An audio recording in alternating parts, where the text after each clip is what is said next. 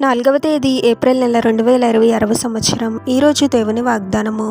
యెషయా 53వ అధ్యాయము 5వ వచనము. మన అతిక్రమ క్రియలను బట్టి అతడు గాయపరచబడెను, మన దోషములను బట్టి నలుగగొట్టబడెను.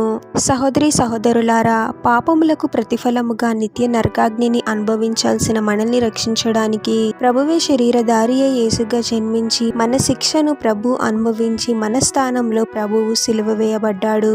మన పాపములకు ప్రతిఫలమే ప్రభు అనుభవించి మన అతిక్రమ క్రియలను బట్టి దోషములను బట్టి ప్రభువే నలగొట్టబడి గాయపరచబడ్డాడు. మనపై ఉన్న గొప్ప ప్రేమతో మనకు రావాల్సిన శిక్షను ప్రభు అనుభవించి మనకు మాత్రము రక్షణను, శాంతి, సమాధానములను, స్వస్థతను అనుగ్రహించాడు. ప్రభు చేసిన సిలువ యాగమును మనము ఎన్నటికీ మర్చిపోకూడదు. ప్రభు మనల్ని ఎంతగా ప్రేమించాడు అంటే మన కోసము తన ప్రాణాన్ని ఇచ్చేంతగా.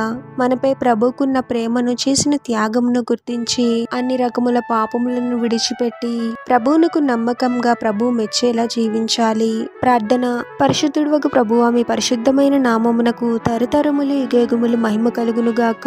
మరొక నూతన దినంలోనికి మమ్మల్ని క్షేమంగా ప్రవేశింపచేసిన దేవా, మీకే స్తోత్రం తండ్రి. మమ్మల్ని ఎంతగానో ప్రేమించి మాకు రావాల్సిన శిక్షను మీరు అనుభవించారు ప్రభువా. మా స్థానంలో మీరు సిలువ వేయబడ్డారు ప్రభువా. ఆపై మీకున్న గొప్ప ప్రేమను గుర్తించడానికి మాకు సహాయం చేయండి తండ్రి. మిమ్మల్ని హృదయపూర్వకముగా ప్రేమిస్తూ ప్రతిదినము ప్రతి క్షణము మీరు చేసిన సిలువ యాగమును జ్ఞాపకం చేసుకుంటూ మీ పట్ల భయభక్తులు కలిగి మీరు మెచ్చే జీవితాలను జీవించే వారముగా మమ్మల్ని దీవించమని, ఈ ప్రార్థనలో ఏకీభవిస్తున్న ప్రతి ఒక్కరిని పేరు పేరున దీవించి ఆశీర్వదించి అభిషేకించమని, వారు చేసే ప్రతి పనిలో మీరే వారికి తోడుగా ఉండి వారిని అన్ని కీడుల నుండి, అపాయముల నుండి మీరే వారిని రక్షించమని ఈ మా మనవులన్నీ యేసుక్రీస్తు వారి పరిశుద్ధ నామంలో అడిగి వేడుకొనుచున్నాము తండ్రి. ఆమెన్.